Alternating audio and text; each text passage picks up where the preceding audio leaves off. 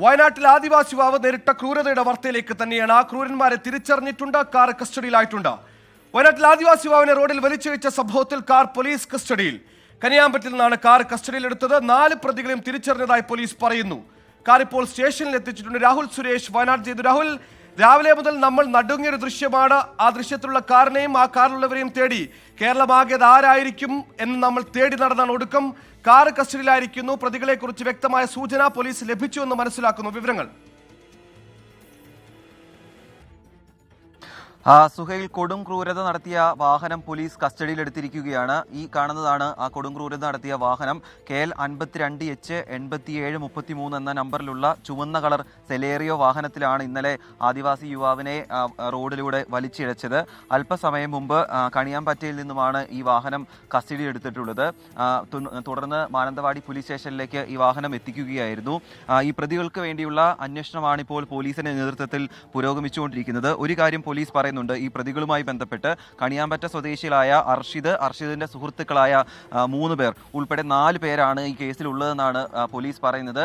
ഈ വിഷയത്തിൽ മുഖ്യമന്ത്രി ഉൾപ്പെടെ ഇടപെട്ടിട്ടുണ്ട്. മുഖ്യമന്ത്രിയുടെ ഓഫീസ് മാനന്തവാടി CA നേരിട്ട് വിളിച്ച് ഈ വിഷയത്തിലെ ഈ പ്രതികളെ ഉടൻ തന്നെ പിടികൂടണമെന്ന കാര്യം അറിയിച്ചിട്ടുണ്ട്. അതുകൊണ്ട് വിവിധ സ്ക്വാഡുകളായി തിരിഞ്ഞുകൊണ്ട് കണിയാമ്പാറ്റ കേന്ദ്രീകരിച്ചുകൊണ്ടുള്ള ഒരു അന്വേഷണമാണ് നിലവിൽ പുരോഗമിച്ചുകൊണ്ടിരിക്കുന്നത്. ഇന്ന് വൈകിട്ടോടുകൂടി ഈ 4 പ്രതികളെയും കസ്റ്റഡിയിലെടുക്കാൻ കഴിയുമെന്നാണ് പോലീസ് പറയുന്നത്. 4 പ്രതികളെയും തിരിച്ചറിഞ്ഞിട്ടുണ്ട്. അതുകൊണ്ട് തന്നെ ഉടൻ തന്നെ ഇവരെ കസ്റ്റഡിയിലെടുക്കാൻ കഴിയുമെന്ന പ്രതീക്ഷയിൽ തന്നെയാണ് പോലീസ് ഉള്ളത്.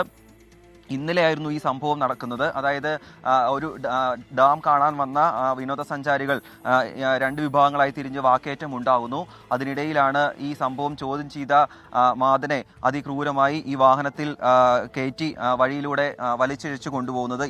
ഈ ഡോറിന്റെ ഇടയിൽ കൈ കുരുങ്ങിയിരുന്നു. അങ്ങനെ 500 മീറ്ററോളമാണ് ടാർ റോഡിലൂടെ മാദൻ വഴിയിലൂടെ ഉരഞ്ഞു പോയത്. അദ്ദേഹത്തിന്റെ 2 കാലിന്റെ ഉപ്പൂറ്റിക്കും നടുവിനും 2 കൈകൾക്കും ഗുരുതരമായി പരിക്കേറ്റിട്ടുണ്ട്. നിലവിൽ മാദൻ മാനന്തവാടിയിലെ ആശുപത്രിയിൽ ചികിത്സയിൽ കഴിയുകയാണ്.